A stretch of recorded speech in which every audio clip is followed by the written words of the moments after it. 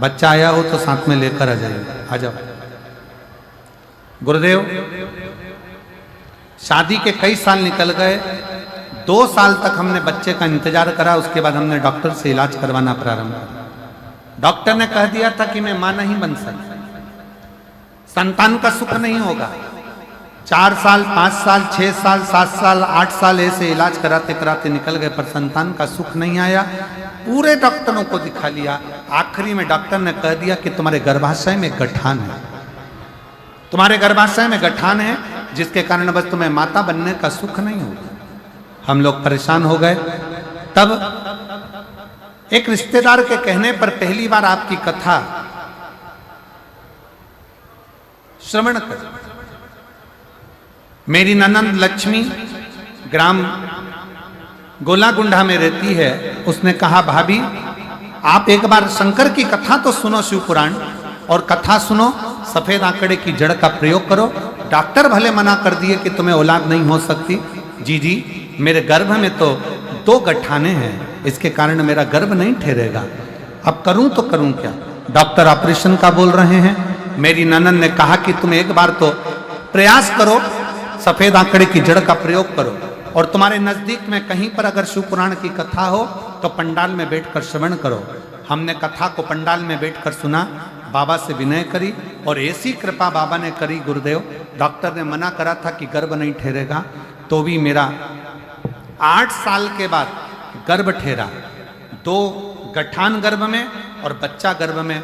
Doctor ने जब 7वां महीना आया तो कह दिया कि बच्चे का माइंड विकलांग रहेगा, यह बच्चा मानसिक विकलांग रहेगा, बच्चे का दिमाग पूर्ण नहीं बना है। हमने सोचा कि अब करें क्या? डॉक्टर बोल रहा है कि गर्भाशय गिरा दीजिए। तब डॉक्टर पर विश्वास करा, फिर प्रयास करा। डॉक्टर ने तो कह दिया गर्भाशय गिरा दो। हम लोग गर्भाशय गिराने के लिए सोच भी लिए, पर मेरी ननंद ने फिर कहा, एक बार फिर किसी पंडाल में बैठकर कथा सुनो। पंडाल की बड़ी महत्वता है। फिर पंडाल में कथा सुनी, वापिस डॉक्टर के पास गए। डॉक्टर कहने लगे कि बच्चा तो बेकार है, अब तो इसको जन्म देना पड़ेगा। समय आया, बच्चे को जन्म दिया। गुरुदेव, बाबा ने ऐसी कृपा करी, 9 जनवरी 2025 को मेरे घर में बच्चे ने जन्म लिया। डॉक्टर ने जब जांच करी तो बच्चा पूर्ण तरह से स्वस्थ था, बच्चे का माइंड भी पूरा काम कर रहा था और बच्चे में कोई तकलीफ नहीं थी। गुरुदेव, गर्भ में गठाने थी। डॉक्टर ने जब वापस जांचें करी तो गर्भ में एक भी गठान नहीं निकली, और बाबा की कृपा से आज मैं स्वस्थ हूं। मेरे बच्चे को यहां प्रणाम कराने के लिए लेकर आए।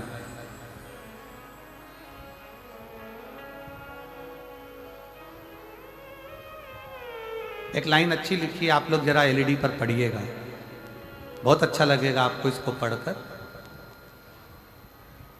गुरुदेव कहते हैं कि जिस तरह सूर्य से सूर्य की किरणों को पृथ्वी तक पहुंचने में माध्यम की आवश्यकता होती है, ठीक उसी प्रकार महादेव की कृपा व दृष्टि आपके माध्यम से मुझे प्राप्त हुई, और बाबा की कृपा से मुझे संतान प्राप्त हुई। ये शिव तत्व